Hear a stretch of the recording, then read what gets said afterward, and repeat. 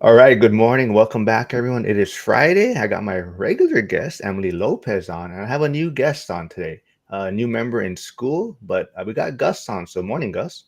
Morning. How are we doing today? Yeah, so why don't you quickly give a maybe 60, 90-second spiel on who you are and where you invest for the audience? All right. Yeah. So my name's Gus O'Philly. I'm a real estate agent and investor in the state of Maine. I mostly, for my real estate portfolio, what that entails is 7 units, 6 units. I have single families, duplexes, triplexes. I also have mobile homes that are on their own land, what tend to be good cash flowing assets. As a real estate agent, I've sold over 450 houses. I've been a real estate agent since 2019. Other than that, I'm a father, I'm a son, I'm a husband, and I'm just happy to be here today. So thank you very much for having me. All right, this should be a fun one. I do see someone already saying, "All right, Gus." I see Norman Hardman saying, "Good morning to you." But yeah, this is going to be a fun episode. I thought maybe make it a little Christmas theme, so the 12 days of Christmas, but we're going to kind of make this and relate it to your 12 steps for your first rental. So maybe Emily, do you want to kind of start with maybe the first step we kind of had listed, or did you have a different step that we had on? No, I'm sticking to it, man. So Mark in his infinite wisdom, he gave us a he gave us a template to keep us on task for a 12 steps outline. So I'm just going to go. I have this. If I'm looking down, it's because I have it, because as we all know, I can go off on a tangent. So day one, decide. So he has the 12 days, 12 steps outline for buying a rental property. So the first step, first day, decide why you want a rental. Do you want cash flow? Do you want tax benefits? Do you want financial freedom? I think also deciding kind of your strategy, I think, is important. We talked about life balance yesterday. So do you want to have 200 properties and you trying to hit this crazy level? Or do you want 10, kind of the Dion style, like you talk about, where you don't want as many, but you want to really tactically have those and have a little more work-life balance? So I think that's really important, is like, why are you doing this and what do you want from it? That is a great way to start. So, Gus, did you have any thoughts on that first step, or day one, I should say?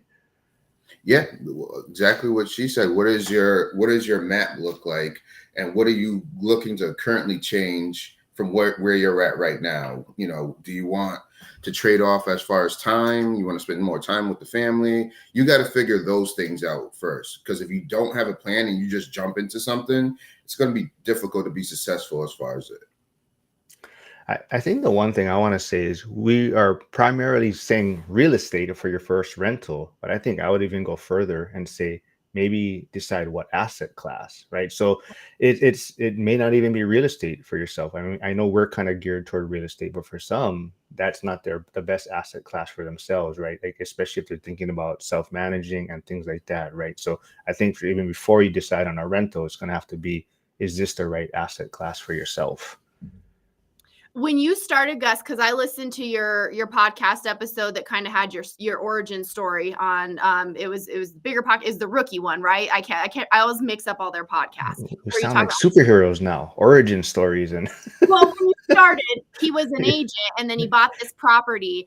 And did you know, when you thought, was it just like, you know what, this is a good opportunity, I'm going to buy it? Or did you kind of know, hey, because you have a lot of properties now, you have 70 something properties, which I feel like that's a lot.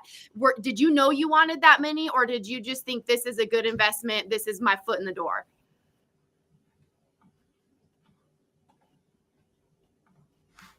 oh, is he frozen? I think I we've think he frozen. may have froze.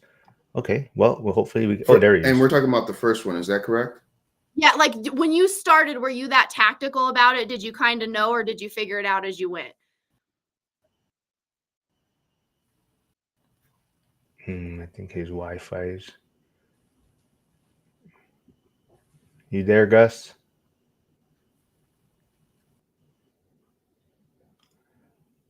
All right. Well, okay. All right. Well, hopefully he would get him back, and then we can dig into the question you're having What for was him. your But plan, Mark? Because you've when you decided you were going to start buying, and I know you've talked like a little bit about it, but you're always so quiet, and then well, everyone else you is guys talking. do a great job. Well, yeah, for me, I was always, I tell people I was headed just down the typical for my pension, right? So the fire department has great benefits, and I was just kind of locked into that. Going to do my 25 years, pension, traditional, retirement plan, 401k, or, for the fire department, we have, 457 deferred comp. But that was my plan. And, I had my primary residence, and it was basically, I thought I was on cruise control. I had my primary residence, my pension set up, and that's the plan. And, 2020 happened, the world shut down, and it definitely made me look at things a lot different as far as how risky I was being as far as having one stream of income per se. But look, Gus, we got you back, looks like. Yeah, we're having some windstorms up here, so I do apologize. But I think I heard the gist of the question. So when I first got into being an investor, the key thing is I was an agent. So I was watching all these other investors, they kind of were like just chilling while I was on the road 24/7. Grinding. They would yep. I was on the road 24/7.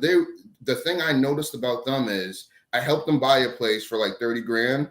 And then probably 6 months later, we're at the closing table and they're selling it from 280. And if you're not aware of your surroundings, you got to be like, okay, he's making a lot more money than I am as far as what he's doing on his end. I want to learn a little bit more. So helping investors as far as ones that flipped and ones that did rentals, I started picking up. I was like, okay, this is money they're getting every month. What if I break my leg? What if something happens? So my first investment property was something I was trying to sell to someone else. The deal didn't go through, and I sat with it. I was like, is this like a calling? Should I just go ahead and take it? Now, I would say it's not the best deal in the world, but when that investor was telling me, hey, Gus, it was an off-market deal. This is a pretty good deal that you found. I was like, all right, cool. So once that deal broke up and it didn't work, I'm like, it's a 5-unit. I'm going to go ahead and take it. And that's how I got introduced to the commercial world and everything like that. So sometimes you plan to do something and magically it just lays in your lap, and then you got to make that judgment call. And when that does land in your lap, you got to go ahead and take advantage of it. What I see a lot is people stall, and then they don't take advantage of it, and they're kicking themselves in the butt later on. Yep. And I think the great thing about that is there's so many people, I see this with agents in the business, or I see contractors, people that are independent contractors, because like Mark was talking about when you were cutting out, he had a compensation plan, a 457 deferred compensation as a firefighter. I see a lot of people that own their own business, or they're independent contractors, or they're salespeople, and they're making a really good income as long as they're working. But when you retire, or when you want to be able to retire, you're only making money as long as you're grinding, unless you're investing that money. And so the scales fell from your eyes and you saw, like, hey, you were killing it as an agent. You were selling a ton of houses, but only while you were just hustling all the time. And I think there's agents and contractors and car salesmen that do that their whole lives. And then they get to a certain age and like, yeah, I made a heck ton of money, but I did nothing with it all this time. Where did it go? I just want to say, Gus looks like he has a big fan club tuning in. So I see quite a few people saying Gus is a beast. Gus is so right. So all these people tuning in, thanks for stopping by. I also put Emily's YouTube channel in the chat. So those of you stopping by, please jump over there, hit the like and subscribe. And I also put Gus's Instagram page. So if anyone here is not following Gus, please go follow him there and connect with him. And if you're in the school community, reach out to him. But yeah. Oh, so you think we covered step one enough, or okay? And I just want to shout out, Gus, when I listened to your podcast episode before, you said when you started as an agent, you were still really active on Facebook. Are you still active on there as an investor? Are you sharing a lot of content on Facebook as well? 100%. I mean, people don't know what you're doing unless you're out and about and you're promoting that. And I hear a lot of times people like, oh, I'm humble, or I'm thinking, being humble don't put food on the table. I'm sorry. There you go. So I got to go ahead and let people know, hey, this is what I'm doing. This is a leak that happened in one of the buildings we're rehabbing. I'm keeping people updated as far as what I feel like social media is like our own TV channel.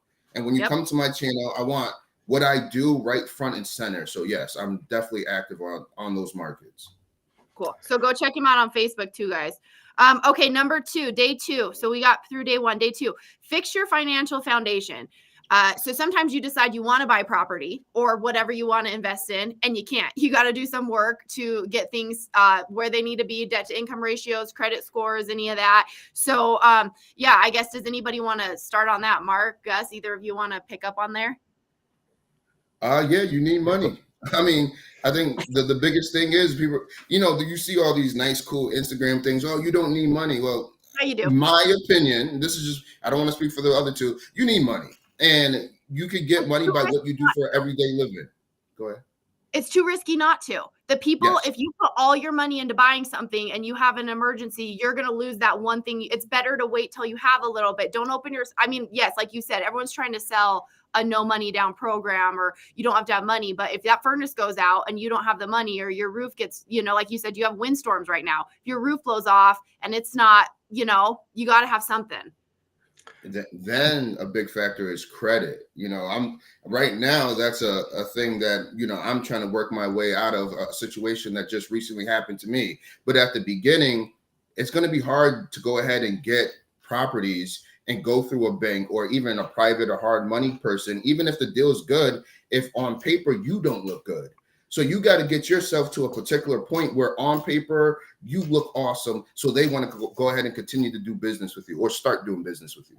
Yeah. And one thing you mentioned this too, when you started, you were an agent and you had switched jobs. This happened to me too. So I had worked as a statutory employee for the county, and then I became an agent, and then I bought a real estate brokerage. So instead of being an agent, I went from being a 1099 agent independent contractor to buying a brokerage in an S corporation. And so I was making more money than I had ever made before, but I had to wait those 2 years because they want to have 2 years of that income history on tax returns, especially if you're in sales, to show that it's reliable. And I went from sales to paying myself out of my corporation like an employee. So even if you have the money, there's all these little hoops you have to jump through if you're going to do a traditional conventional loan. So if you want to make the plan, I always tell people, find the lender you want to work with that's willing to take the time with you, because sometimes it's just, okay, here's your roadmap. I have a lender that's really great locally, and they'll help people say, okay, here's our 6-month plan, or here's our 1-year plan, but here's what you have to do and get in order to jump through the hoops if you're starting with conventional loans. And you got to do it. You got to play the game. Yep, that's normally what, like, people at the beginning, that's the big push I'm trying to give them. Just get in there, talk to a lender. The last thing I would say is, and I'm not the hugest, biggest Dave Ramsey fan, you got to be good with money. You can't, we talked about saving money, but there's also discipline with money. You got to know what is important. If you want to jump in this game as far as investing, a lot of the things you were doing before, I don't want to name things because people could be watching and doing it right now, but you got to cut a lot of the nonsense off. And you got to be like, okay, this is my plan. Everything that doesn't go with this particular plan right now, I got to cut it off. And I could circle back in a couple of years to it, but I got to be disciplined with money right now. Yep. I want to say, so Brady Morgan, who is on the Idaho-Wyoming border, I believe, has been tuning in recently, but it says, get your own house in order before getting more houses, right? So I think you guys both kind of touched on it. So let's say someone does have some consumer debt still yet. Would you think it's better for them to get rid of all of that consumer debt before investing? Or what would be your guys' take on that? For me, I think what she ended up saying is talk to a lender, see where you're at. Once you know where you're at, you know what you could afford, you know what payments look like potentially, then you could see what your portfolio looks like as far as what you look like on paper. And then you could go ahead and, add that together and see how you pick your poison. So you technically don't have to pay all your debt off. You just got to know where you land and can I be able to afford this property if I wanted to. Stories with Colleen says, Gus took off like a rocket and he's a real investor, unlike the gurus. Gus lives it every day, real assets, real wealth, and real legacy for his family. Oh, very cool. So let's say step 2, right, was financial foundation. Would you say what's worse, buying too early or waiting too long? What do you mean by too early? So, to this point, like, let's say they do have some consumer debt. maybe they don't know exactly, they haven't done all the research, like you folks are saying, talking to maybe multiple lenders, right, to see who's the best fit. Maybe they go out and just work with the first lender they reach out to, right? They just went online and Googled what's the best 5 markets. Now they pick the market from there, right? And then let's say that, like Gus said, you have to know money in a sense too, right? So maybe this person has already bad consumer spending habits, right? And now they jump in to buy real estate, right? So would you say that is too early? Is it better for them to just get in and learn, or should they wait and kind of, like you said, get a better understanding of money first? Well, I think too early. So I think it depends, kind of is my answer. But even if you have some consumer debt, if you still qualified for the mortgage, like, I mean, there's a point where someone's going to tell you no because you're fine. Like if your financing is way off, so you're not that too early because you at least were able to get the loan. The other thing is, like I always tell people, if you're in a hole, stop digging. So if you're going to get your SHIT together and you maybe have consumer debt, but you're going to stop making those bad decisions, but you are going to start sacrificing, you buy a property and then you don't keep buying junk and you move forward and you're working on paying it down, but you qualify, time in the market is almost always what's going to help you. The other thing I always like to remember on deals, if you have money, like Gus said, you can't do it with no money, or you shouldn't do it with no money. If you have a bad deal, hasn't happened to me yet, I'm sure eventually there's going to be a deal that I lose money on. But I always remind myself, I'm not going to lose it all. Like I might lose $10,000, $20,000, but if I buy a $150,000 house and I take a loss on it, I'm not going to lose 150 grand. I'm going to lose like $10,000 or $15,000. And so as long as you have other money, you're working, you're getting your financial house even more in order, there is going to be a loss at some point in your investment journey, and it's not going to crush you. And so I feel like usually time in the market salves the wounds, and so you qualified for a loan and start making those good choices moving forward. I'm going to agree with her. The earlier you get in, but you have to be prepared. So I don't want to overlook that. But the earlier you get in, you buy that property, you're going to start taking your lumps. But I much rather take my lumps in 2020 than I held off to 2023. Now the price market is a whole different thing. I could have had 3 years of a great interest rate, of learning, getting learning experience, and compared to coming in a little bit later, maybe I'm a little bit more seasoned in my brain, but I'm still going to go ahead and take those lumps once I take over that property. So I 100% agree with Emily. All right. So before we get on to step 3, I do want to touch on real quickly. So like for this part of, getting your finances set. So like Gus, and I think Emily touched on it a little bit. It was like pulling teeth to get you to test out school, right? And it was $20, right? And your kind of response was you never paid for a course or something like that, I believe. So to that point, would you recommend or tell someone maybe getting a course is a good way to start, or would you say, like you said, take your lumps and learn? I'd much rather people take their lumps and learn. That's just me. I don't really be trusting people on the internet and out there what they be telling me.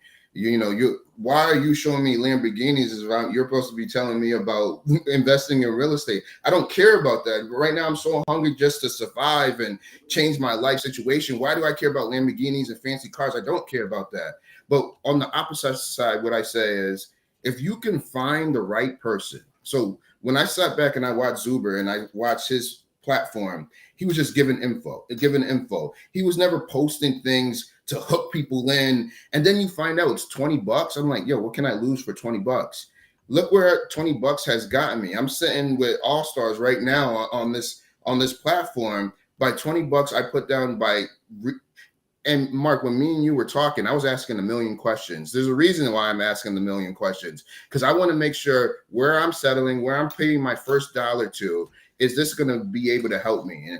And I would say this has been one of the biggest things as far as my career, to be able to talk to different people who are doing the same thing that I'm doing to push me farther. So if you can find the right person, yes. I would say 90% of those people on social media are not the right people. You just got to continue to ask questions. Are they there for you, or are they there to get money out of your pocket? And do they look wealthy because they're selling a course and that's where all their money came from?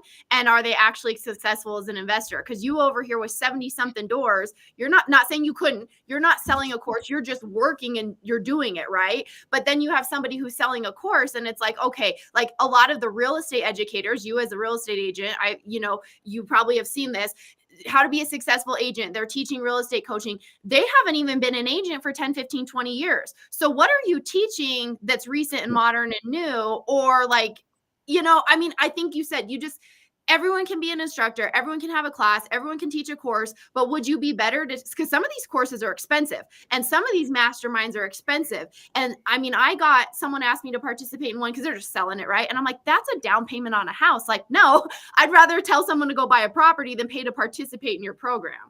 100%. I'm the last thing I'm going to say. How does it make sense? I'm paying someone $20,000 when I could take that $20,000, I can invest in myself. And people tend to downplay YouTube and be like, "Oh, you can't just go by YouTube." Okay, there's some truth to that. But I'd much rather keep my $20,000, put a down payment on that house, and watch YouTube from morning to night, and try to direct message people on social media platforms. See if I can set up a call so I can talk to them. I think people tend to be too lazy and they just want to go. I hope that's not rude, but I think people tend to be too lazy. They want to throw their money down, but they don't want to make themselves the weapon. That's my whole thing. If you make yourself the weapon, you don't have to rely on anyone else. I'm writing that down. Make yourself the weapon. That's good. Absolutely, yeah. And Sergeant Jack Q, I believe, says liked. If you are in a hole, stop digging. So, hey, Tiffany's here tuning in from Emily's channel. Looks like she says she agrees with Gus. But yeah, let's move on a little bit. So step 3, I believe, was step 3 was pick one strategy. So I heard Gus already mention BRRRR strategy. Emily, how would you touch this subject of picking one strategy, or what would you say is your strategy? I would say I don't know if I agree with this all the way. Ooh, okay. So I have a few strategies, but we started buy and hold.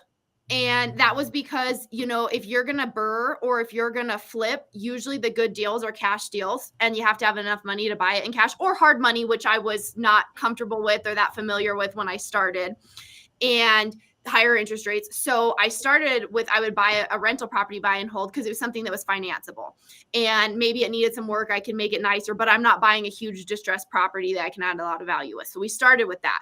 Then short-term rentals came along, and I'm not in a destination area by any means, but we have a lot of traveling workers, and I'm in Wyoming. So in the summer, people coming through the national parks, people on their road trips, were right on I-80. So we had a lot of overnight stays. So for a handful of years, I had a few short-term rentals, and those made sense at that time in my life because they made more cash flow than my other rentals did. So I had long-term, I had short-term. Then I got to the point where I was doing more, and short-term didn't make sense for me because it was a lot more labor intensive and I couldn't find good, reliable help. So cleaners and stuff like that. But then I started flipping a little bit.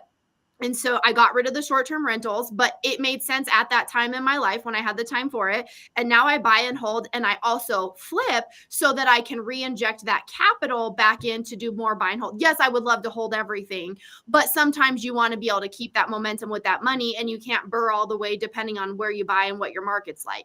And so I buy and hold and I flip because those balances, I think for me, is the right balance right now. So I don't necessarily think you have to pick one. Now, I don't like when people, this one's hard, I didn't make as much as I wanted, so I'm going to do this one. Like, you have to be educated and tactical about your choices, but I don't necessarily think you have to pick one. Like Gus said, I think it might have been before we started recording, he does it if it works. Like, I have some multifamily, I have some single family. If it makes sense and it makes money, okay, I'm going to do it. Yeah, so I'm gonna agree. And here's where, when I first got into investing, I put 20% down. So I didn't start BRRRRing then. I was like, hey, I'm making a good amount of money as far as as far as an agent. I got the 20% down. I'm gonna do it there.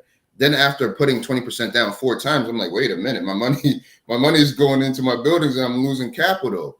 Then I'm like, okay, so let me try a different technique. Let me try the BRRRR technique.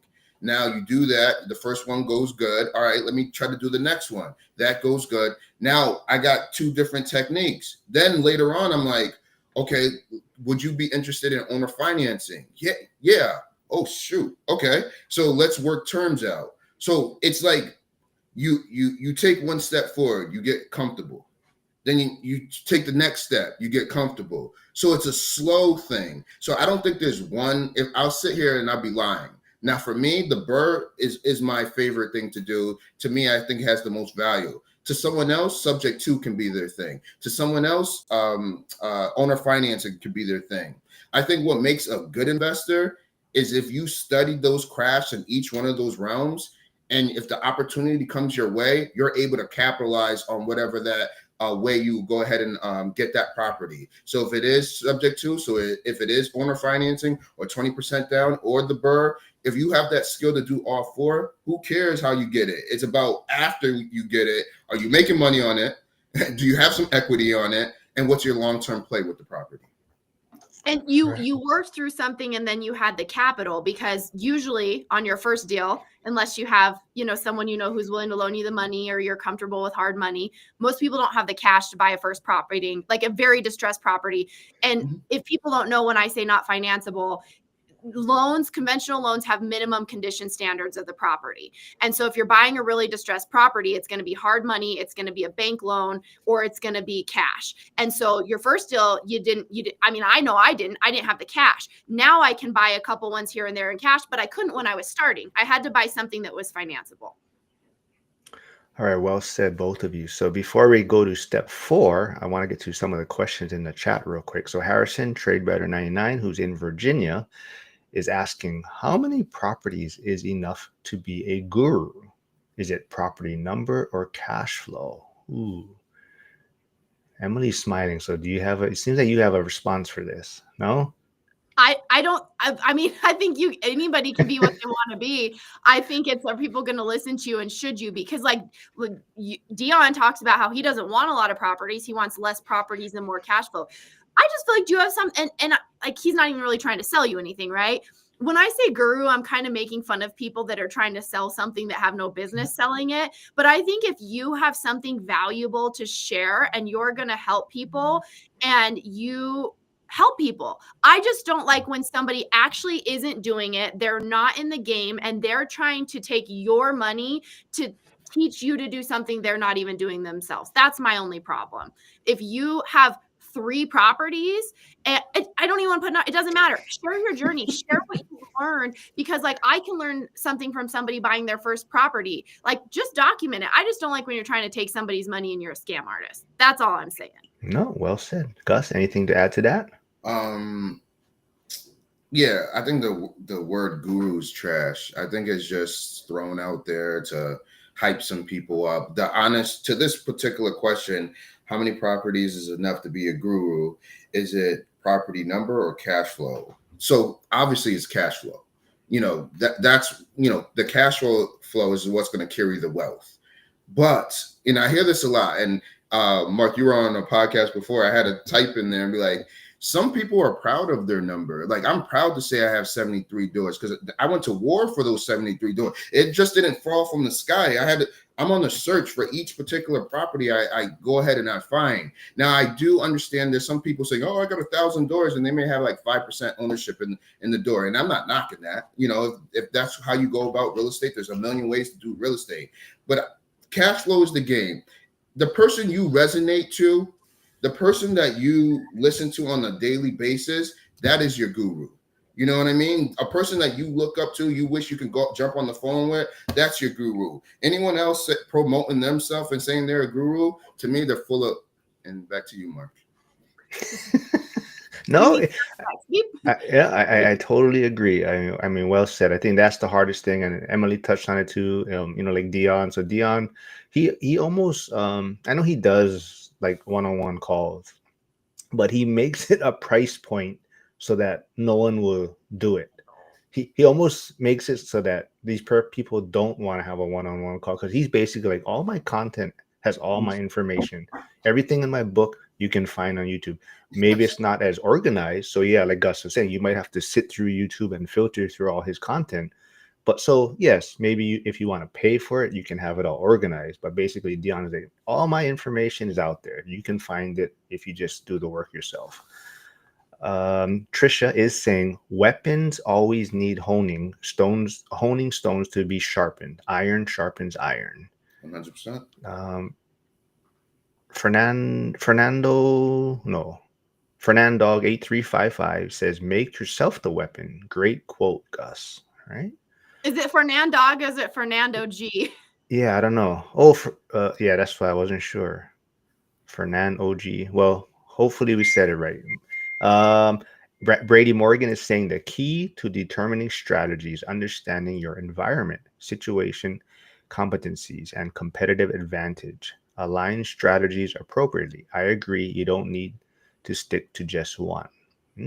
I like that. So maybe before we move on to, so maybe Emily, you can quickly kind of touch at that point that you're at right now, right? Like you're saying, you're in Wyoming, you're a contractor, you can do a lot of work yourself, but you're at this point trying to decide, should I start investing out of state, right? Because I don't do the work myself and it ties all my time up. So maybe you can touch on that, like how Brady's touching about, like, what's your competitive advantage, your situation, your environment. So I thought maybe I had to invest out of state to make myself stop being such a micromanager and so involved in my projects.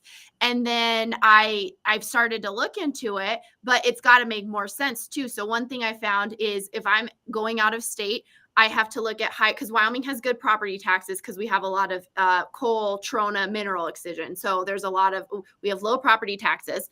I can manage them myself here, and I can, even if I'm not doing the labor, I can general the project. So I'm not paying that fee. So it's got to make enough more money that it makes sense. So what I'm trying to do now is treat it like I would out of state, except for that I'm the GC or maybe doing a couple finishing things. I'm not being the person that's doing as much of the labor, and seeing if I can kind of remove myself a little bit more from the framework. So I'm hiring things out and it moves along on a different schedule. So I'm kind of like baby testing it here. Like it's a beta test. And if I can still invest here and things make sense and they cash flow, then I just need to work on me. It's a me problem, right? And so I'm just kind of working on that transition, hiring things out and trying to step back a little bit, because I can't scale if I'm going in there and doing every step of the renovation process. Yes, I'm not paying for it, but it takes me significantly longer to get a project done. So it's a transition. I'm working on it, but when you're a micromanager and you're a contractor, it's hard to pull yourself out of it. All right. So Sergeant Jack Q, before we get to your question, I want to move on just so we make sure we get to all the steps. But step 4 would be market selection. And I think that's a great point, because Emily was just talking about she's trying to figure out if she's going to invest out of state. But choose the right market will be step 4. So like backyard versus out of state. Do you follow the math? What about emotion? So Gus, what is your thought on that? Because I believe you kind of invest primarily close to yourself, right? Yeah. My thinking is I'm in this area, I'm familiar with it. I even started, I partnered up with my property management team to lease places. So I understood the market better. You could definitely do it in your backyard. To me, I think that's probably the more convenient way, because you're around. You could see, you could stop in on your guys. You can make sure things are going the way that they're supposed to go. Now, for people who do it from remote, what I will say is you got to be out there. Like, I don't understand how someone can just buy a place and then try to piece it together. Maybe it does work, but if sometimes there's a struggle and I'm local in the area, I can only imagine being 1,000 miles away from my investment properties, trying to figure out and trying to trust a property manager or a contractor out there. So anywhere you're looking to invest, no matter if it's local or it's far, know that area. You got to know the area. You got to know what's going for rent. You got to know what the attractions are. You got to know what keeps people there. If you don't know those things, you're not going to be successful in this game. And I think one point here too is people, at least when I talk to people, and I bet Mark can speak to this more than anybody, of us three, people that invest out of their area, it's because it doesn't make sense to invest in their area, Yeah. right? People in California who are like, I can't even buy a house, let alone multiple houses. Or Hawaii is getting more and more expensive, I think, and you can speak on this more. So it makes more sense. Your money goes further and gets more of a return somewhere else. So some people are forced, if they want to really be successful, to invest out of their area. So that's kind of where my thing is if I can't make more out of my area, then I need to exhaust my potential here first and then go somewhere else. But is there more I can do here? Mark, did you kind of just pretty quickly determine that money's got to do something else somewhere else to go farther? Oh yeah, absolutely. For me, it's, live where you want, invest where the numbers make sense. But I'll touch on this quickly. Is that to me, you guys both touched on it earlier too. It's really understanding yourself, though, knowing yourself. So even though the numbers may make sense, investing somewhere else, you have to have that personality that can, like I think Gus touched on, right, being 1,000 miles away. Like for example, I'm in Hawaii, I invest in Pittsburgh, so roughly 6,000 miles away from my properties. So it's kind of not everyone can deal with that type of distance or situation, right? So you really have to understand yourself, and maybe taking smaller returns is better for you because you can sleep well at night, right? So maybe you do have to invest closer to yourself, and maybe the returns will be smaller, but it allows you to sleep at night, right? So I think that's the biggest thing. So before you just go by the numbers, you also got to understand what kind of personality that you have. Mark, if I can ask you a question, with you investing in Pittsburgh, how did you create your team? So that plays a big factor. Now, if I'm with a team that I feel 100% confident in, and their communication to me is A1 and all of that, that's going to make me sleep well at night. You know what I mean? So how did you build that foundation in Pittsburgh? All right. So we can get back to step 4. People do have more questions of the market selection, but step 5 is build a team. So that's a perfect segue into what Gus is asking me. So for me, my friend was already investing in Pittsburgh. So my friend who's also out in Hawaii was already investing there. So to me, that is the biggest thing. Like you're saying, Gus, is building a team, building relationships. Like you said, you reached out to me on social media, things like that, right? You're looking for other investors in that market, right? So you can pick their brains. Yasik, who's in the chat, who's also going to probably pivot from Jersey and invest in outside of Pittsburgh, but in that area. He's great at networking and reaching out to people in those communities to try to find out more, right? So even like Facebook, right? You have all these private Facebook investing groups now. So you go to like Pittsburgh, you just join all these groups. So you can connect with all these different contractors and people that are investing, right?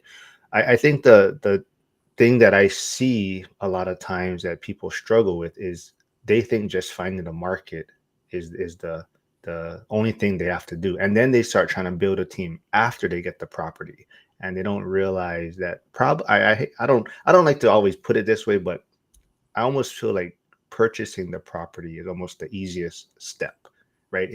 As long as you have money, or you figure out a way to get the property, but becoming a landlord and building your team is kind of where the work begins, right? And a lot of it has to start before you even purchase that first property, right? But I think for me, it's all about networking, reaching out to people, and then finding other investors in that area, right? Not just like we're saying, not just the gurus. That there might be someone that's selling, like, how do you invest in Pittsburgh online, right? That's their course that they're selling, right? But I'd rather reach out to people that are boots on the ground and investors in that market. What about you folks?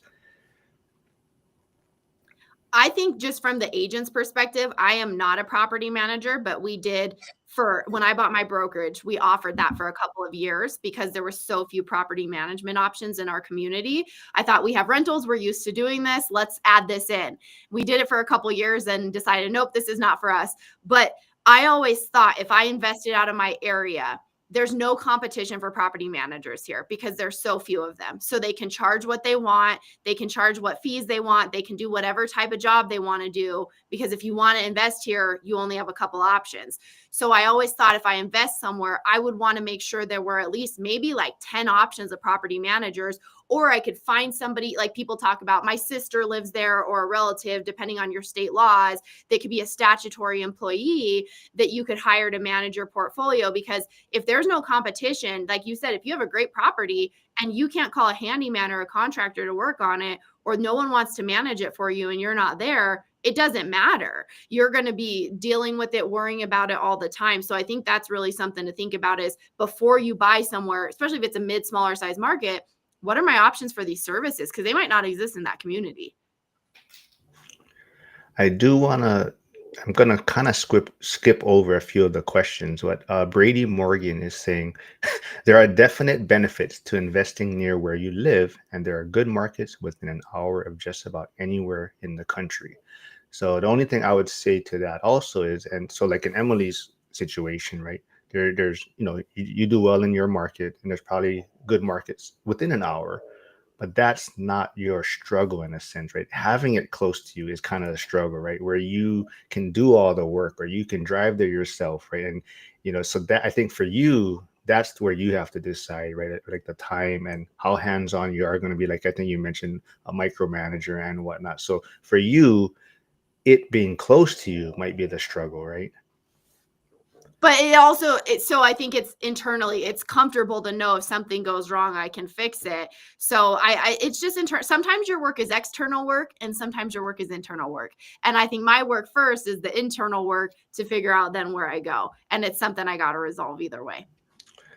All right, before we get to some more of the questions, that we'll finish up with step 5 of building a team.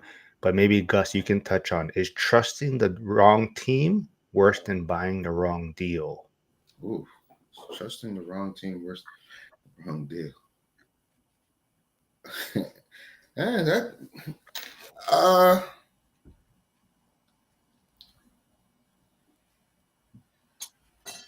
I'm gonna say buying the wrong deal is worse. If I buy something and I'm underwater, where's the option to go ahead and overcome that? I've had a situation where early on where I hired a guy to do drywall, and especially back then, I went with the cheaper guy than the guy that I should have went with. But those are taking your lumps as you go on, and he ended up just disappearing.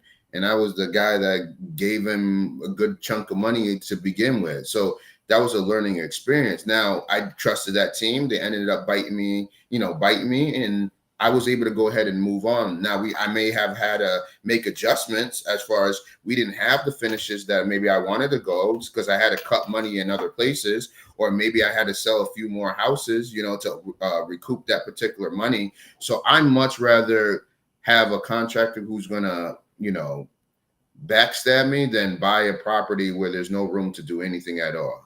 That's just my thoughts. I think your team, you can change it. Like your people always say, all the fearmonger people on my YouTube channel, real estate's not a liquid asset, right? And so you can take a $5,000 loss on a drywaller or something like that, and it sucks and you can move on. But it's different to solve the problem of a bad buy. It might be a bigger process to handle that. Even if you have to sell it at a loss, it's still going to take you a little longer unless you have like an accountant. You hear about celebrities and their accountants are embezzling all their money. Like that might be a bigger problem, but I think usually when you're a small operator, you're watching things a little closer. Where if someone stole $100,000 from you, you might catch it a little faster. I don't think we're at that level. Like, Mariah's accountant stealing from her or something like that. Fernando G says, I think the wrong team could destroy you financially. If you don't catch it quickly, I think if you catch it, you can resolve it.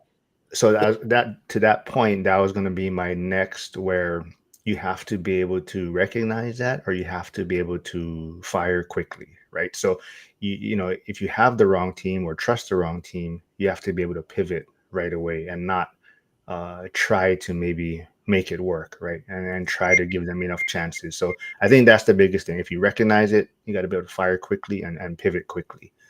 But we're also looking for great deals. You know what I mean? And with having great deals, we're looking for if you're looking to keep it, good amount of equity in there. So there is a cushion, if need be, if stuff does go wrong. So I think, once again, going back to buying the correct way, that's one of the bigger factors.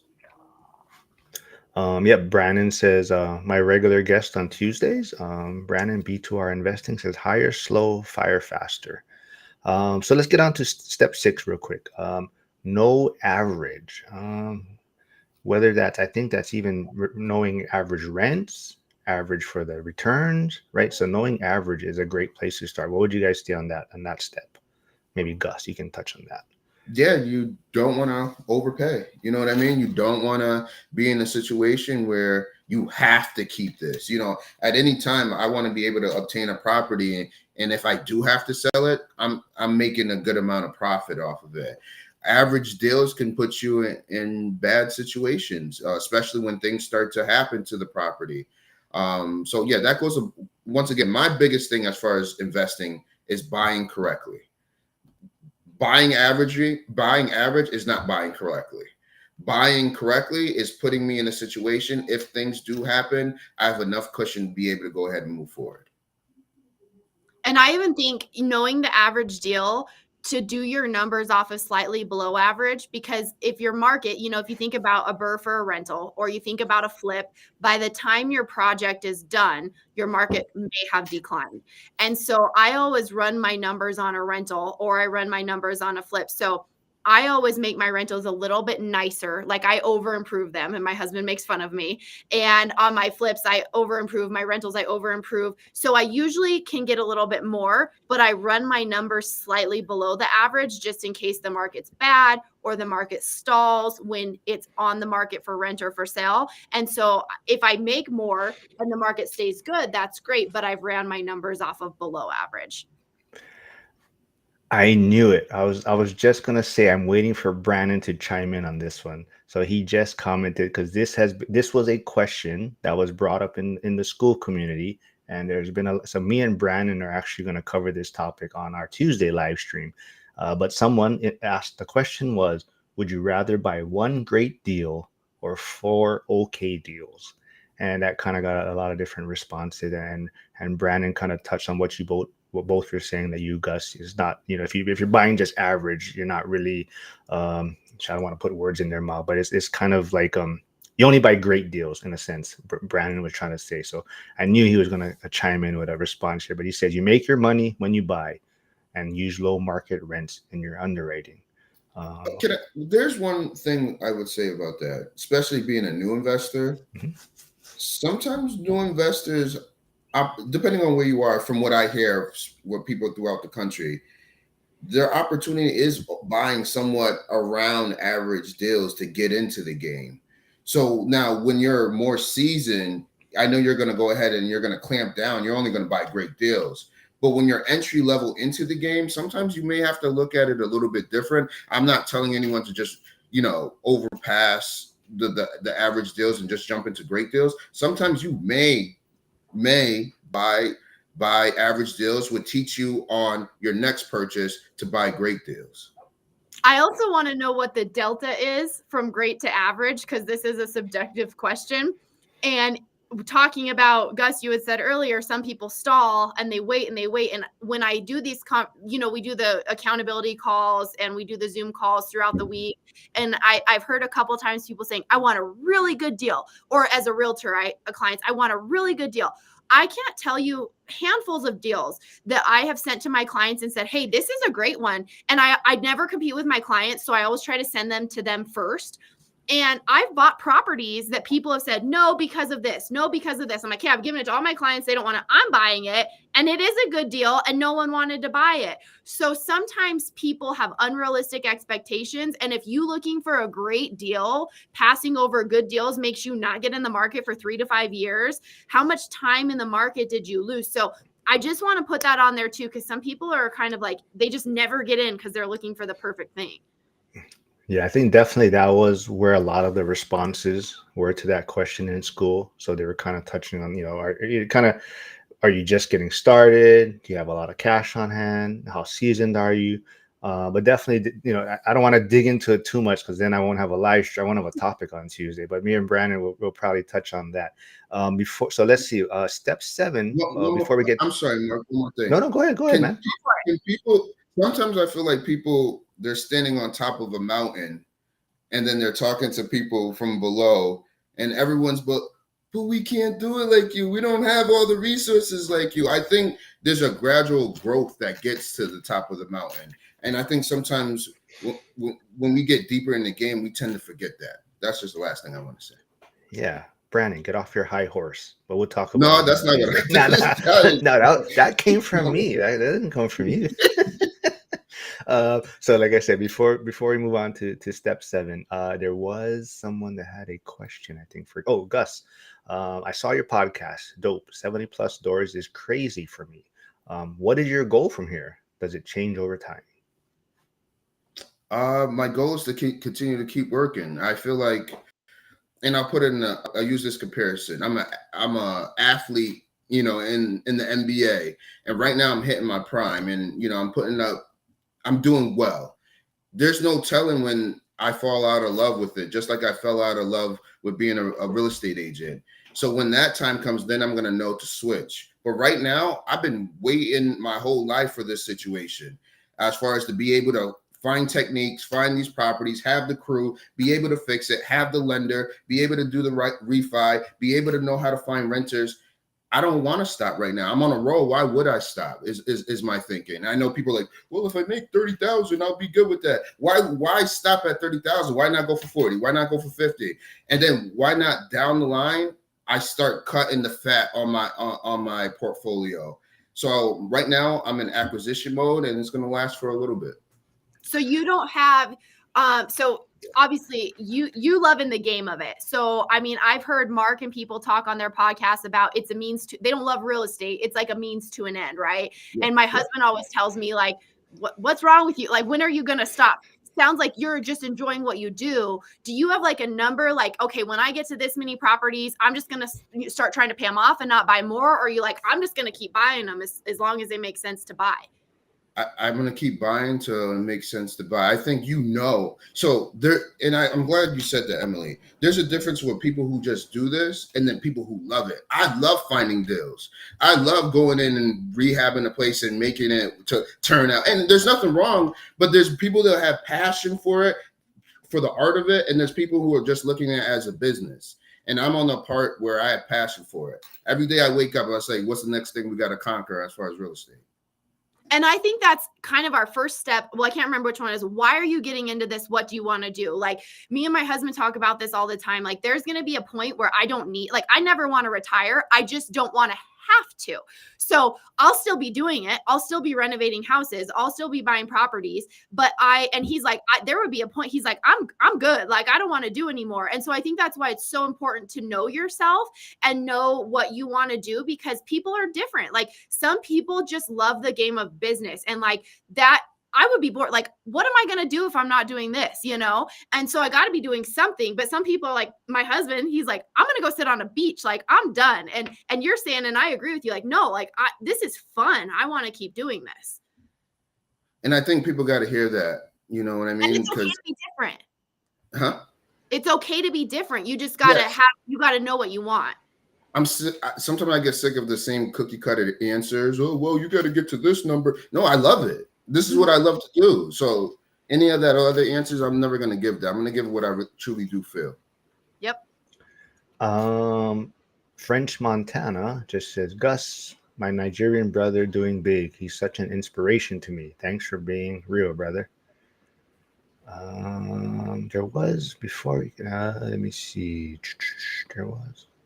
I know. Before we go to step 7, which is pre-approval, I want to make sure everyone sees Emily's 2 YouTube channels in the chat and Gus's Instagram. So please go follow them there if you haven't yet. Subscribe, follow them, connect with them if you want to know more information on Wyoming, Maine. They're both agents there also. So if you have questions, reach out to them. So step 7 is pre-approval, right? So what's your guys' thoughts on that? And maybe why do people shop houses before shopping loans? I think that's a common thing.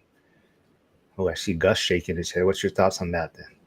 Yeah, I don't know why people do that. And I'm trying to tell them, hey, let's get pre-approval so we know where we're at. So right now we're window shopping. And I don't like to window shop. I'm not going into a place just to look at stuff. I'm going in, if I'm going to buy something, I'm going to buy it. So I think, honestly, people are scared to get the information. Whether Yes, whether hey, you can't afford that $500,000 house, you can only get 400. And I think in the back of their mind, like, well, if I find the place first, then I'll go ahead and get approved, and I'll have my fingers crossed. No, you got to be prepared, and we've been talking about this whole podcast. When you're prepared, you're in a better situation. So if we're looking for if we know that we can afford a $300,000 house, we're looking at $300,000 houses. When we find the right one, we could buy it. When we're not prepared and we're looking at 500 and then we get it pre-approved and you can only afford 300, then we're devastated. You may not even buy a house after that. Yep. And if you're in a competitive market, the person that looked at it yesterday and has their financing in order, they're putting an offer in today. You go look at it today and you don't even have your financing in order. You don't have a pre-qual or a verification of funds. If they want to move fast, they're throwing your offer out because they have someone who's prepared. So, first of all, it's showing the seller that you're prepared. And Gus, I saw you shake your head. And I think that's because we're both agents, because people always want to look and then I'll get my financing. Like, no one's even going to look at your offer if you don't have your money in order, right? That's why that was an earlier step in our 12 steps of Christmas. And then the other thing is sometimes people like the idea, but they don't understand how a monthly payment works. So I have actually had clients that are pre-qualified, but have not had those in-depth conversations with their lender. And I'm sitting down to put an offer on a property with them. And I give them the estimate I'm required to give them as a realtor. And they go, oh, that's what my monthly payment is going to be. And it's like, they're pre-qualified, but they didn't look at the numbers. And then they go, oh, never mind. Yes, I'm qualified. I can buy this. I don't want to spend that much every month. And then they either decide not to buy or they start all the way over at a different budget and they don't like anything at $70,000 less because they just looked at more expensive houses. So there's no reason to do this until you have your money in order. Facts. There is a question from French Montana. It says, Emily and Gus, you both said we have to look on paper to be able to get fundings. Could you please walk us through that? I think so just want to throw out there, none of us are lenders on here. So this would just be kind of based on our experiences and maybe helping clients, but no lenders on this panel, right? So, but yeah, go ahead, Gus. Just to make sure, saying that we have to look good on paper for the funding, could you walk us through that? That's the conversation I think me and Emily were talking about as far as speaking with the lender. They're going to let you know how you look on paper. We could talk before that, making sure your credit is good, having X amount in the bank. But the person who's really going to determine that is the person that you speak to, who's going to be able to give you the money to buy those properties. And that's the lender. So that's how I would answer that. And I think there's so many different loan types. So if you're looking at a conventional loan, which if someone's buying a primary home or their first few investment properties, that's probably what they're looking at. And so, and when I mean conventional, I'm talking about anything Freddie or Fannie backed. So government or, whatever, standard loans. So this could be I'm talking about FHA, conventional, rural development, if those are allowed where you live, but they're going to have a debt to income ratio you have to fall within. You're going to have a certain credit score. They have this whole parameters for their underwriting to be able to do a loan. But there's also for investors, there's DSCR loans, which look at the property. You have to have a certain amount of reserves, meaning cash to pay the payment for the next few months. But they're more worried about the property cash flowing than they are about your income. But you have to have a certain credit score. You have to have some reserves. And then there's even, there's like bank statement loans. So people that maybe haven't had a job, it's going to be a higher interest rate. But you hear about these in places like Vegas, where there's a lot of, service professionals where they have high income, but it might be really high in certain months and super low in certain months. But on average, you have a certain amount in your bank account. They're going to look at that you always have a certain amount available. So maybe you're a stripper and you make a ton of money, or you're a bartender and you make a ton of money, but you're not consistent, but you deposited it into your bank account and you're paying taxes on it.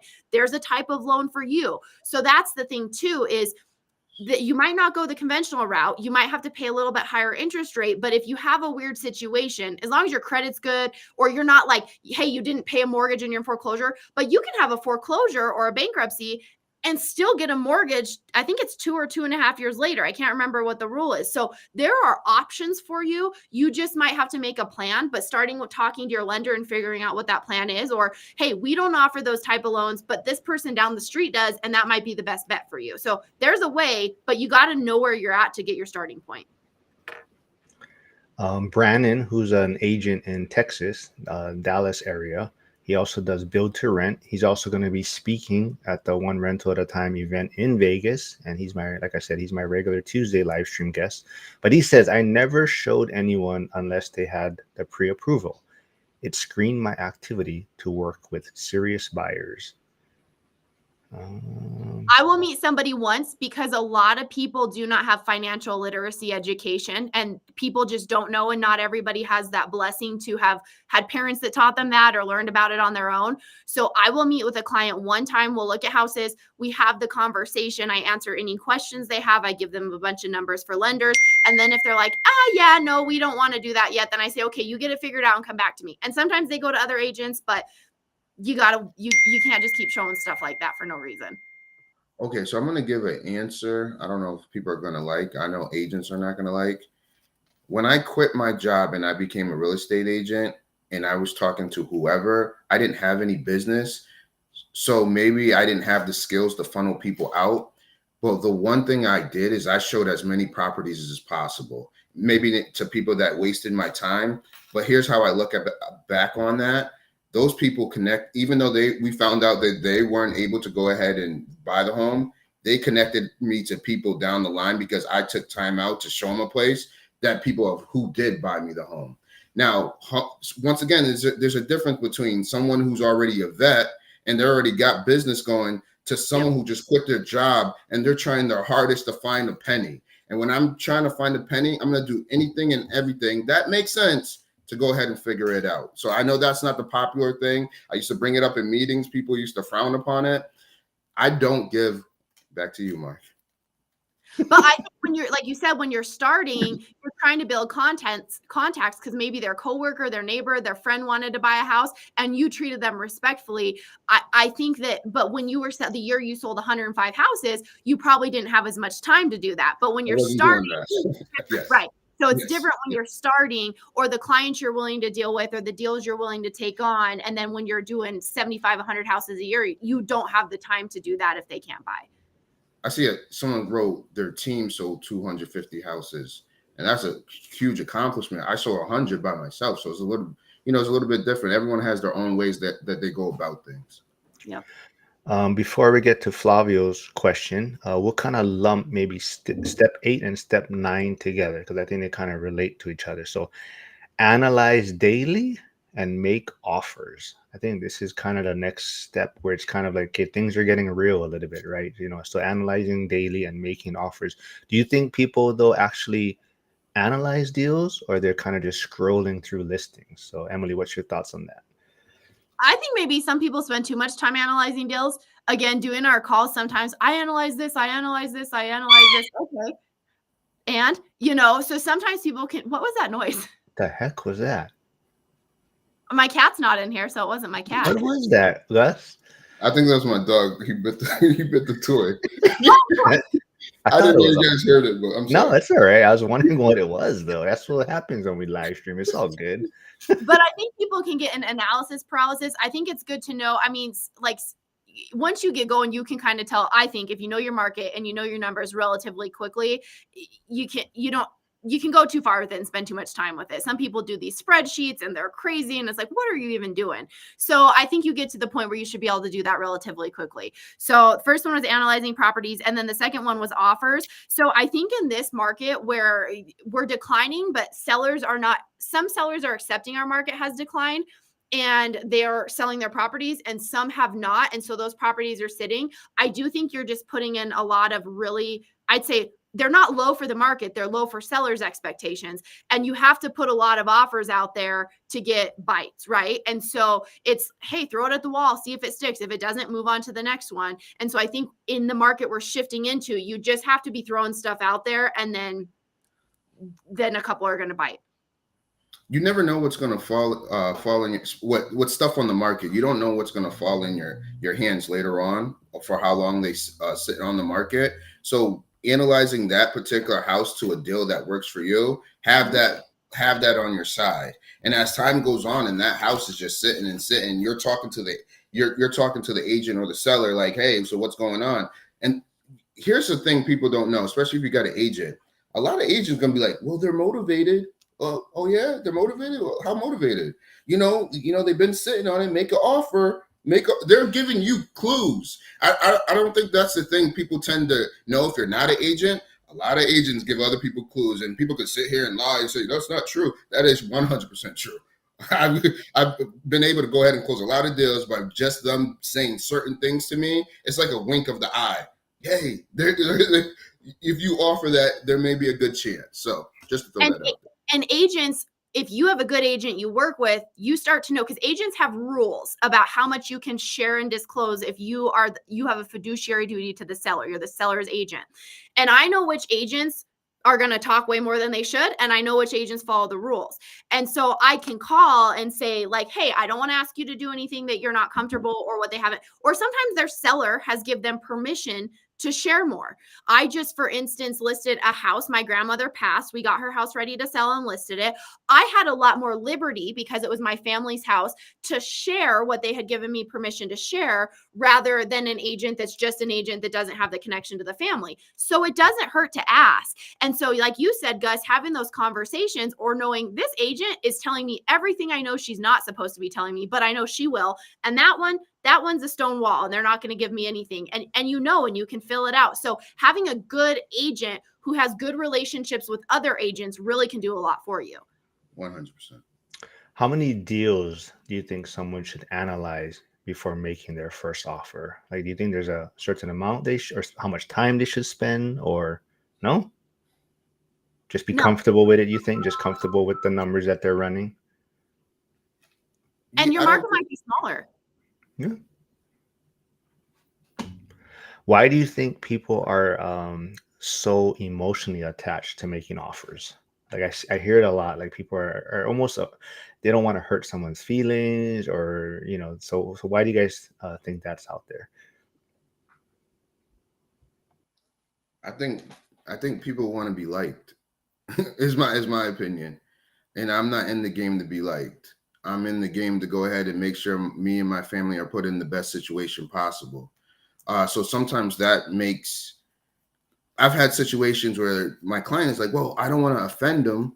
Well, they put the house on the market. You know what I mean? If anything, I'm taking the heat, because once I tell that agent, hey, they're looking to offer $50,000 lower, the agent tends to get mad, and they're getting mad at me. They're not getting mad at you guys. They're going to go back and tell their client, hey, this is what they offered. And their client's going to make their decision based off that. So I would say most times it hurts the agent more than it hurts, the buyer. But even when you buy off-market deals and you go and you see their house and they tell you a number and hey, 90,000, and you're not going to offer anywhere near a 90,000.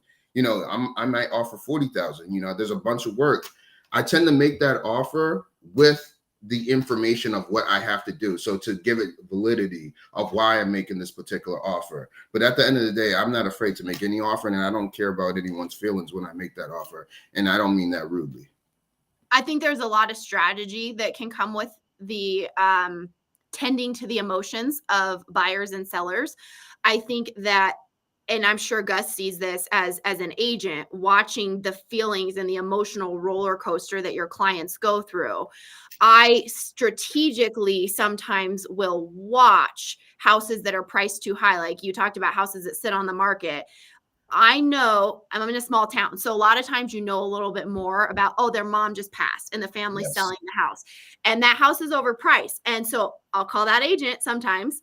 And if it's a talker, do you think if I offer this right now, because the agent knows this price, would it be better for me to offer it now and say, hey, I understand you guys want more. If you can get more, that's great. If not, if you come back to me, if I haven't bought something else, my money's still available. I may be willing to do this in a month, 2 months, if you come back and it hasn't sold. Or am I going to put such a bad taste in their mouth because they're not ready? They need to see that house sit on their own to realize their price is off. Should I offer it now and leave it open, or should I just wait a month? And if it doesn't sell, should I come back? And that agent maybe says, you know what? I don't think they're ready for that. Come back in a month if it's still available. Sometimes there's strategy, especially if it's because, the thing I always tell my clients, if this is an auction, if this is a foreclosure, the bank is just numbers. They don't have feelings. If you lowball and they don't like it, they're going to say no and you can come back again. if you really want that property and you lowball a person who has feelings and emotions about the house, I have had some very emotional clients who, even though you're right and their house is mispriced, they're so pissed off that when you come back in 6 months and it's still sitting, they hate you, even though you were right. And you should have just waited until they realized, oh, this is not reasonable in this market. And so there's some strategy, because as an agent, there are many times I give people all the data and all the comps to price their house. They disregard everything I tell them, all the data I provide them, and price it way too high. They don't want the truth, And so the emotional piece, there's a lot to that. And there's a lot that if you can get additional information, you can time it and play it. Because people have a lot of feelings about houses, especially if they're a family home, and you can kind of finesse it if you can play the game. Flavio is saying, Emily, sell me that script. But yeah, so let's see. Step 10. I think this is probably the one step that really causes a lot of new investors stress, or someone trying to get that first rental property, right? The due diligence portion of it. And I think, Emily, you're with your background in being a contractor, I think this probably has helped you. But how do you help your clients when going through the inspection report? Or do you see them stressing about this portion of the process? What's been your experience, Gus, as a realtor? For investors, I think first, if you're being an investor right off the get-go, inspections are important, very important. And you want to make sure that the major things are okay, in my opinion. But what's the game plan for the house? Is it, are we coming in? Are we going to be doing rehabs? If that's it, then, some of the things we know we have to go ahead and fix. Is the game plan, you plan on doing no rehabs? You're going to move into, let's say, a duplex, and the person upstairs is going to be paying part of the mortgage, and it's a turnkey ready home. Then, when we look at the inspection, we're going to look at it in more detail, because we're looking at it as a turnkey house. Me, myself, what I'm a big fan on, if it's going to cost a lot of money, let's go ahead and negotiate it. If it's going to cost, like, if it's a foundation, if it's a sewer line, if it's those particular things, we may want to think about dropping the price extremely low or walking away from it, depending on what your pockets look like at the end of the day. So I think it's case by case scenario. One thing I do see is an inspector is there to write every single thing that's wrong with the house. So sometimes someone gets that report and like, oh, this is the worst house ever. And I'm trying to tell them, hey, it's not that bad. The doorknob just goes left instead of going right. That's an easy fix. You know what I mean? So sometimes it scares people away. But I think if at the beginning of your career, you need to know what's wrong with the building, and then you can pick at things if you decide to go with the building for long term. Hey, these are things we can improve because we have this whole report. I think it's a tricky process as an agent, when you are guiding someone through the process. It's kind of like you're their real estate spirit guide, right? It's their decision, it's their money, but you're kind of advising them. But it's hard because I never want a client to feel like I'm making you feel like these things are not a big deal because I want you to go through with this transaction.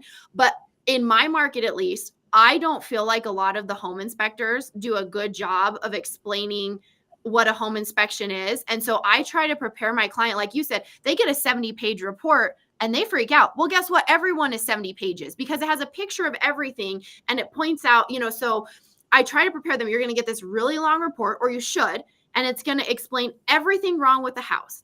And houses have stuff. And it's crazy how people freak out about really small things. And so you don't want to minimalize something if it's minimal. But sometimes, I'll have a buyer and it is a clean inspection and they withdraw from the purchase. And then I'll have this one that's like, dang, I wouldn't even buy this. And they're like, no, it's fine. I can fix it. And so it's really interesting how people respond to stuff. But sometimes I'm just like, what are you complaining about? This is fine. But I am finding in this market where things are tricky and buyers seem to be a little more scared. They like the idea of buying a property, but maybe they don't actually want to. And I am seeing and talking to agents and talking to the inspectors, people are backing out on inspections right now more than I have seen in a very long time because I think they have cold feet and they just want an out. I think the one thing I want to touch on is it's okay to walk away after the inspection. Sure. I think a lot of investors, they get to this point and they said, I've gone through and I've talked to my lender. We got the contract signed. I've been through this whole process, and it's like now the inspection comes up, and they almost feel obligated to proceed. So, but I just want people to know that it is okay if there's something you don't like or something that doesn't sit well with you. It's definitely okay to walk away That's the whole after the inspection. Yeah, definitely. I think that's the one. Just do what's right for you and don't feel obligated to have to proceed just because you got to this point in the process, right? Yep. Let's see. Step 11. We're getting to the final two. So step 11 is systems after closing, right? So let's say you did all step 1 through 10. You finished the process. You got your property, and now people seem to think it's all over, right? People think now you think I'm a landlord. I am going to make money, all this money, and let's buy the next one, right? So what's your guys' mistakes that you see people doing, once they close, I guess, in a sense? So I'll let Emily go first and I'll follow up. Man, I guess I don't have what I would say are mistakes, but I would say even before you get to closing, you've been through your due diligence, you're going to close, make a plan so you're ready to start actioning the things that you need to action very quickly as soon as you close. So maybe you have contractors lined up because say you're getting flooring installed or something like that. Get it measured before, have it ready so they can start work. Because if you either bought it in cash, you bought it with hard money, you bought a traditional loan, so you have a month before you have a payment due, it'd be nice to have it rented pretty quickly. If you have everything lined up, there's a lot you can do quickly. First thing I do is I go in and we're going to change the locks, because I can't tell you how many people don't change locks on houses. I have sold one house like 4 times, maybe it's just turned over a lot in the years.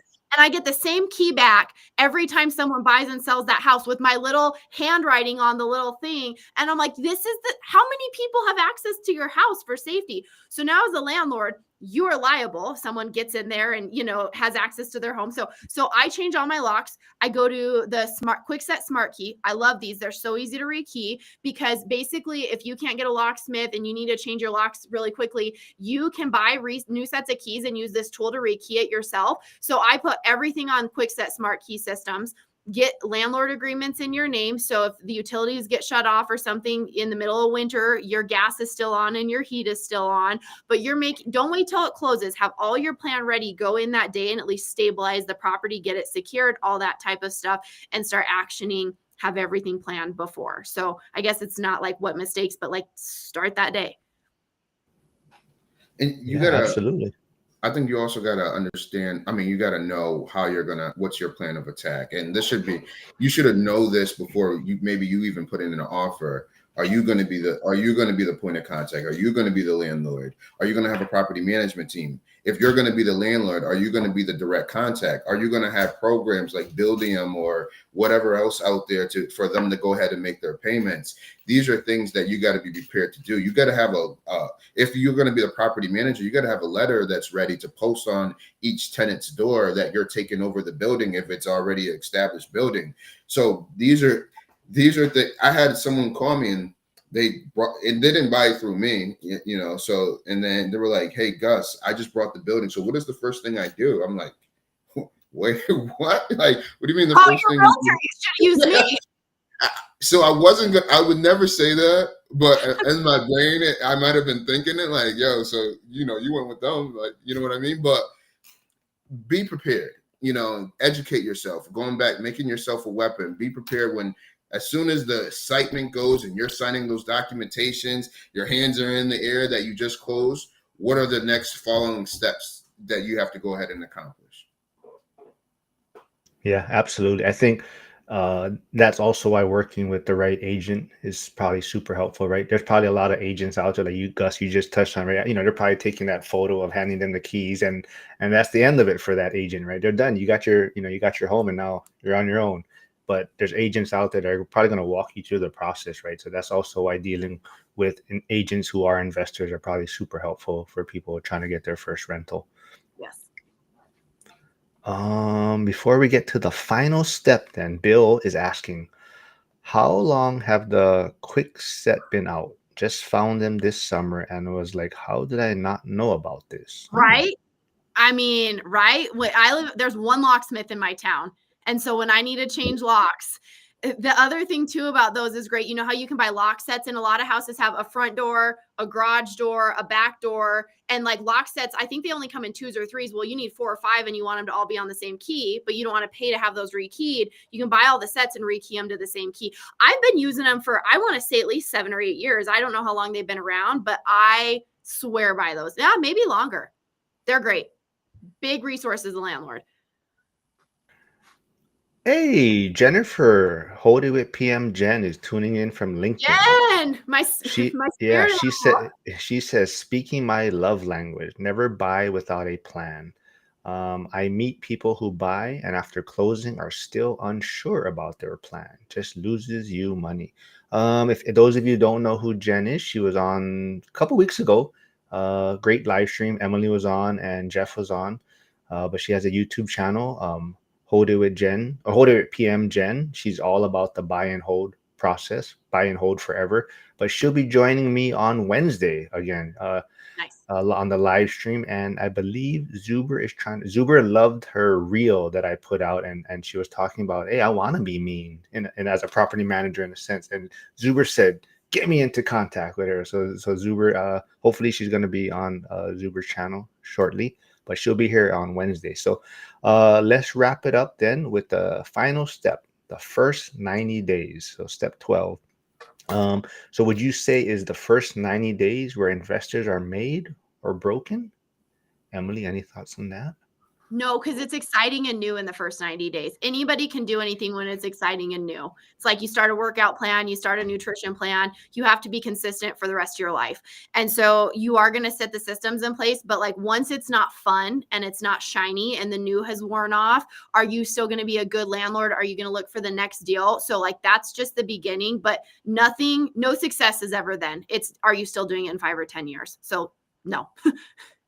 Yeah, I think when the first month and the rent's coming in and you saw potentially what everything costs, and that's when you get hit with the reality. Did all that preparation, is this a reality with the money? And that goes back with the experience. Oh, I didn't account for this. I didn't account for that. I didn't account for up here for 3 storms, winter storms that cost $150 total. That's when you start getting hit with reality that this is not a game. This is real business that we're doing. And I think, if you could last the first 90 days, I think that gives you a 20% chance of being better. But after a year or 2, you may not even be in the game anymore. And that's just how it's built. Absolutely. And I think even less if you don't have a plan, right? To like what Jennifer was saying, right? If you go into it, buying without a plan, probably your success rate is very low, right? Because you're not expecting a lot of these things, or you put yourself in probably a very tight situation, whether it be the margin on it or, just buying a deal that may not make sense, right? And I just say one thing. Oh. I want to talk about the importance of reserves. I know we talked about this a little bit. Again, I see so many people on TikTok. I bought with no money. I did this. I'm not saying it's not possible. I'm just saying it's not wise, because I have had 2 properties in the middle of winter that I bought, and the furnaces went out very shortly after I bought them. And maybe it's a repair, maybe it's a replacement, but then you have frozen pipes. You potentially have water damage. Things just happen. No one was trying to hide anything from me. They were just older houses with existing furnaces, and things like that can happen. So are you prepared with all your numbers that you've built in? If you have a $7,500 furnace replacement 2 days after you just bought that house, put your money down. You have to prepare for things like that as a landlord. Even if it's ready to go, it's not a flip, it's ready to rent. You have to have money set aside, because things like that can and will happen. And just to build upon that also, I hear a lot of people like, I want to do what you do and I want to quit my job. Your job is very important.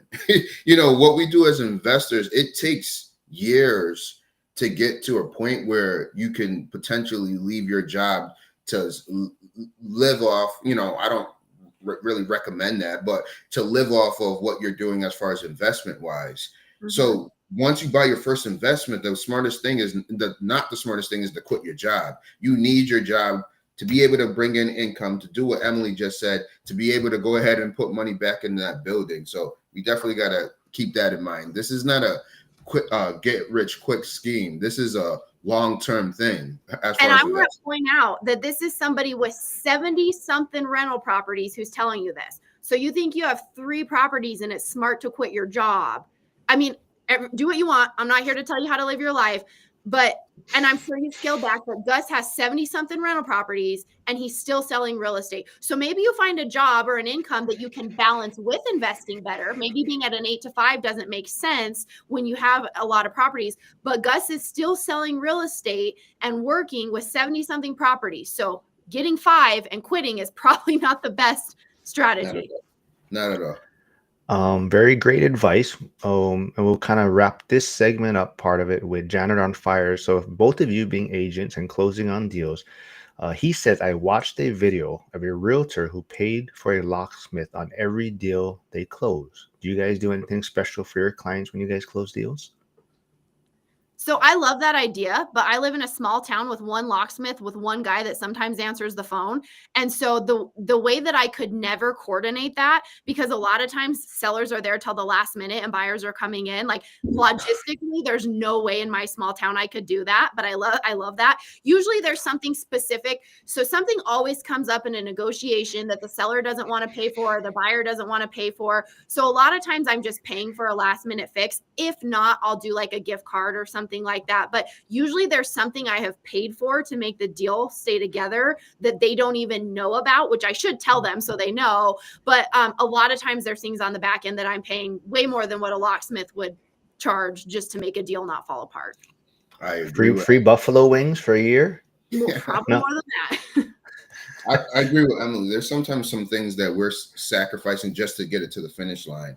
Like you know, something might come up from the seller. Hey, you know, this came up. I was like, okay, how much is it? The $300. All right, no problem. I'll take care of that. My buyers had enough stress upon them, and that's all I can. You know, when we're agents and people are picking us to buy these homes, we should be very, very grateful. You know, because we make good money buying these homes. So for me to get, there's one time, and I'll tell the story really quick. The day of closing, they went to go do their no, actually it was after. They didn't even do their walkthrough. They went after, and the whole basement was flooded. And so, you know, everyone, the seller and the buyer, the seller's like, well, you know, you should have had your walkthrough, and the buyer's like, well, this is how you turn. This is not how we signed on the documentation, how the house should be turned over to us. So it was a lot of this and that. And I think the dopest thing is, me and the other agent said, hey, you know, we made this amount. If we put this amount together and pay a portion, because some of it was covered through insurance and things along, if we pay this small portion, everyone will be happy. And I'm like, you know what, bro? Let's go ahead and do it. And we did that. Now that to me goes a million miles of me buying someone cookies or cupcakes or any of that stuff, because those people tell our name for the rest of their lives as far as what we did to get them to the point where they were both satisfied. All right. I think this was a great episode, you know, the 12 steps. So hopefully people can get some good information from these 12 steps and get their first rental in 2026. Like I said, please follow Gus and Emily. There is Gus's Instagram, Emily's YouTube channels. But Flavio did have a question. So before we wrap things up, he's asking, how is impacting your lifestyle, I guess, having rentals money-wise, I guess. So I think, Gus, you touched on too, you're not going to just quit your job just because you have a few rentals, right? But now that you have 70 doors, you know, some extra income coming in through the rentals, how is it changing or impacting your life? You know, I'm going to say the good things. My wife is able, my wife my kids are 4 and 3. My wife's able to stay home. You know, that to me, that's the biggest thing. We don't have to trust anyone else with our kids. We're able to stay home. Another thing I would say is we're financially stable. I'll put it that way. I don't know if you guys remember, you guys used to work jobs and, you know, you would get this $700 check, or maybe it was more with you guys.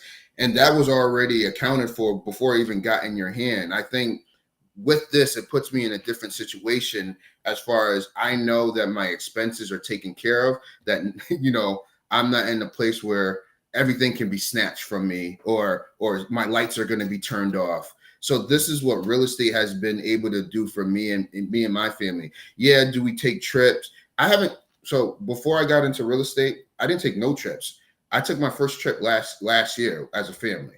So that was 6 years of just putting my head down and grinding. I didn't do anything else. I didn't want to do anything else. I want to be able to get money, put it back into the business. I took my first trip. Everyone's like, "Gus, you're making all this money. You da da da da da." It doesn't matter what other people are saying.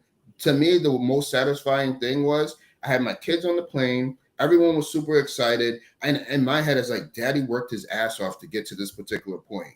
Even though maybe I've been a cheapskate or I've been super frugal, but this right here is the payoff. And they had so much fun. And to me, that's what real estate has put me in and the position it put me in. I think Emily is smiling because she knows what I'm going to say, because I think you set yourself up for this, Gus. So because you're taking a trip, will you be in Vegas for the one rental at a time event in February? Oh, yeah. I'll be talking to my wife about it. I think the hardest thing is, hey, babe, I'm thinking about going to Vegas. Like, maybe to you guys that's normal. To me, I'm like, Vegas. Bring your wife. It's Valentine's Day weekend. Just bring her with you. All right, we're gonna have that Make discussion. the trip. It sounds fun. Mark, I like how you did that. Okay. That's what I thought Emily was smirking about. I think she felt that was the way I was going to head into this. No, I just realized I have not a friendly face. What do people say? RBF. And so I have to intentionally try to smile so my face isn't like, and I'm not wearing my glasses because the lights. And so I look like I'm glaring, but it's just, so I have to intentionally. I have a question for Gus while we have him, because Gus has scaled. I mean, obviously when you got into real estate, you put in a lot of effort. And you, I would say, are more successful in real estate than most agents are because you did the work. And so you probably had a great income there. But you have scaled a really large amount in a short amount of time. And so what would you leave us with? What is there anything that you feel like someone that either wants to get into investing or wants to grow faster than they are? What are there things that you live by? Are there things that really worked for you? Like, give us anything that you feel like you should pass on to us with the growth you've had, because I think it's very abnormal and very great.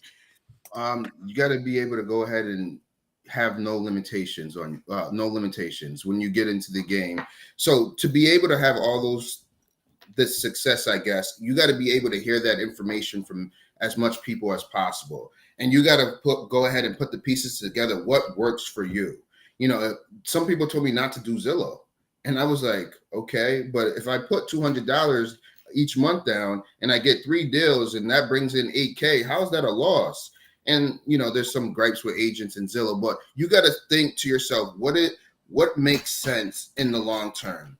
And I always took a step forward on things that's going to produce money back to me. I didn't go out. I didn't party. I didn't do any of those things. I think, so there's a few things. This community that I'm in at school, I think it's phenomenal. I talked to 3 people already on phone calls. Picking those people's brains is what makes you better. And I know this is the 3rd time I'm saying this. Making yourself a weapon is what's going to help. Well, the first time I heard about business credit, I'm like, what is business credit? I don't even know what that is. I asked my banker about it. I was like, hey, what's business credit? He's like, oh, business credit is when you have a line of credit and then you could use that. So can I get one? And this is already when I had 6 houses in. I was still studying to what can go ahead and make me better. Once I found out about business credit and I was able to get a bigger line of credit, then I was able to go ahead and take off. Okay. How do I know how to do a rehab from top to bottom? I started calling everyone. So what are your steps? What do you do? What do you do? Every single time I'm implementing feedback that I'm getting from other people to be able to put me in this position to possibly win. The last thing I would say is I'm very competitive. So Emily, when I got on your page, I'm like, okay, what does she do? What is she going? What's going on? I want to know if I'm in a space with someone else, how I should prepare myself. And I don't want to see Emily ever do bad. I want her to be as successful as possible. But when someone's being as successful as possible, I have to meet that metric. I may not pass them. I may not even be around them, but it's going to make me better. So I think in hindsight, I'm wired a little bit different than other people. I come around, I want to be the best. Sometimes it doesn't work out that way. But as long as I strive and do my hardest, I'm going to be somewhere around there that's going to go ahead and make me better. And the last thing I'll say is, Mark, I heard you say this. If the 5 people the closest around you is going to dictate who's you. So if I'm around people who are killing, murdering in the game, that means a lot of that is going to rub off onto me. So if I'm around people that are making 200, that have 200, 300 units, my measly 73 units to them looks small, but to everyone else, they're like, Gus, you're killing it. So it's all about hindsight at the end of the day. Hyder just wants to say there's this guy, Larry Leopard. He's a macro analyst, and I guess he has a stinky fart face every time he's talking. I think on Emily's point of having a RBF, she said. But Kay Barnes also, hey, thanks for stopping. Says great interview, very good questions as well. Yeah, thank you. Hopefully hit that subscribe. Come back. I'll be live streaming tomorrow. Tomorrow's gonna be my weekly recap of Bitcoin with Coach Nick Massey, lead pray hodl. So if you want to know more about Bitcoin Weekly, come follow, check us out tomorrow. We'll wrap it up with one last question for me, I guess, for both of you. So you guys both kind of touched on school. I would say that maybe, hopefully you don't take it the wrong way, but maybe you guys are somewhat outsiders from the core of the one rental at a time community, in a sense, from the original people, and you folks are maybe new members to school. What would you guys tell to other people out there looking for a community? What would you guys take on the school community, one rental at a time? So Emily, maybe you can go first. So I think and I've talked about this before, finding a community that has shared interests with you. Me living in a repetition, every time you ask something like this, I'm going to say the same thing, but I don't have really that many real estate friends in my community. I'm in a pretty small town. We don't have real estate investor meetups. It's not like I have all these people that I can sit and talk about real estate with. Like Gus, like you said, you kind of went and did some research. I always want to make sure I know who I'm talking to. So like when I listened to your podcast, you said you were on I can't remember, Clubhouse or something. And yes. So you talk about everyone around you, about a deal, and they're like, oh, that's scary. Don't do that. Oh no, whatever. And then you go there and they're like, yeah, do it. And if you don't want it, I'll buy it, And so you have people that aren't living in fear and are doing it. Or if you have this many properties and you feel like, no, I'm good, and someone has this many, it encourages you to strive more. Cream rises to the top, or whatever the phrase is, And so if the people around you are really striving, it encourages you and kind of eliminates the fear because they're doing it and it's working. I can do it too. So I think just the power of having a community, especially if you don't have that in your area, you might have to find it online. That's what it's been for me, of just finding people I can talk about real estate with on a regular basis and get ideas and have a sounding board and encouragement off of one another. That's what I love. A lot of the people that were on here that were saying, Gus, they know me. They're actually from this 25 people Clubhouse group that we're in. And we started about 4 years ago. It's not like we all know each other. We all we had a similar interest. It was real estate. And every morning we meet up, we talk of what you're doing, this tenant problem, this. So my wife doesn't want to talk real estate every day. I'm like, so babe, so we just got this house. We're going to get 150,000 equity. And she's like, okay, so do you want to watch Sopranos now? I'm like glossing over, trying to be nice and listen. But that's not her thing. You know what I mean? So I can't blame her. She has her own things. That's her thing. But when I get around people that enjoy real estate, and they're ambitious, they're looking to push forward, that goes ahead and helps me. Hey, so I'm thinking about doing this new lock system that I heard Emily say. What do you got? Have you got any of you guys used it? Yo, I used it. This is what I did. This is what I did. So now I have a group of people I'm bouncing ideas off before I go ahead and I implement that information. So school, that I just recently joined, when we're having those Zoom calls, I met the gentleman from New Jersey. I forget his Jack, I think his name is. Yasik the bully. I mean, Yasik. Yeah. Yeah. He's phenomenal. That's a guy I can see myself talking to a lot and picking his brain. He's straight shooter, my type of guy right there. That's the type of guys I like. And so to meet people like that are in different regions is only going to add on to what I'm getting from my other platforms. So I'm very thankful for school. Very cool. Flavio agrees. That's why he joined school. Can't talk about real estate around my family reunions. If anybody else, Hyder did put the link. If you want to join school, check it out. It's only $20 a month, no commitment. You can always cancel after 1 month if you don't get any benefit, don't enjoy it. But yeah, come check it out. So that's how Emily, Gus, and I connected. I think it's a great community. Once again, there'll be an event in February in Vegas. Come check it out there also. But Emily, thanks for doing this every Friday with me. And Gus, we'll hopefully get you on the regular schedule, maybe get you on a certain day. But I appreciate think a lot of people had a great time. But Yeah. everyone, hopefully see you folks tomorrow with my weekly Bitcoin wrap up. But have a great